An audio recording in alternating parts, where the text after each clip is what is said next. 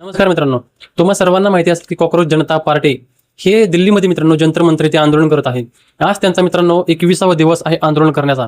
आणि मित्रांनो तुम्हाला हे सुद्धा माहिती असेल की सोनम वांगचुक सर हे तिथं उपोषणाला बसलेले आहेत. आमरण उपोषण त्यांचं चालू आहे मित्रांनो. आणि त्यांची मागणी एकच आहे की शिक्षण मंत्र्यांनी राजीनामा दिला पाहिजे मित्रांनो. आणि राजीनामा का पाहिजे? कारण नीटच्या 20 विद्यार्थ्यांनी मित्रांनो आत्महत्या केलेली आहे. आणि शिक्षण व्यवस्था मित्रांनो पार वरपासून ते खालपर्यंत पूर्ण कोलमडलेली शिक्षण व्यवस्था झालेली मित्रांनो भारताची. आणि याच्यामुळेच मित्रांनो ते स्टुडंट आज आंदोलन करत आहेत दिल्लीमध्ये मित्रांनो. दिल्लीमध्ये मित्रांनो आंदोलन करण्याच्या अगोदरच मित्रांनो अभिजित दिपके हे अमेरिकेत होते. अमेरिकेतून ते भारतामध्ये आले आणि अमेरिकेतून भारतात आल्यानंतर मित्रांनो त्यांनी पुण्यामध्ये आंदोलन केलं. त्याच्यानंतर लखनौमध्ये, त्याच्यानंतर हैदराबादमध्ये ते केलं. त्याच्यानंतर मित्रांनो जयपूरमध्ये आणि नंतर मित्रांनो त्यांनी आंदोलन चालू केलं कुठं? तर दिल्लीच्या जंतर मंतर या ठिकाणी. आणि मित्रांनो तुम्हाला माहिती असेल की आता पावसाचे दिवस चालू आहेत आणि पाऊस मित्रांनो सगळीकडे पडत असतो. आणि यावरून मित्रांनो त्यांनी आज तिथं प्रयत्न केला की त्यांना एक ताडपत्री हवी होती. आणि ताडपत्री कशासाठी? तर मित्रांनो जो त्यांचा तिथं टेंट बांधलेला आहे तो टेंट पूर्णपणे पाण्यामध्ये भिजत आहे मित्रांनो.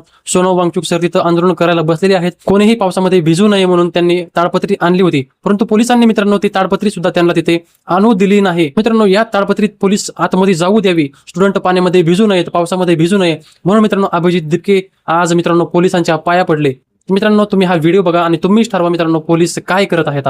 आज आपला देश कुठं चाललेला आहे, आज आपला युवा कसल्या कुठल्या परिस्थितीमध्ये आहे मित्रांनो हा व्हिडिओ बघा तुम्ही आणि तुम्ही स्वतः ठरवा. तर मित्रांनो आंदोलन करणं हा आपला एक संविधानिक अधिकार आहे मित्रांनो. आंदोलन आणि शांततेपूर्ण आंदोलन करणं मित्रांनो हा तर आपला संविधान अधिकार आहेच. परंतु या शांतिप्रिय आंदोलनाला सुद्धा मित्रांनो जर पावसामध्ये भिजू नये याच्यासाठी मित्रांनो जर ताडपत्री सुद्धा आतमध्ये आणली देत नसेल तर ही खूप लाजिरवाणी गोष्ट आहे मित्रांनो.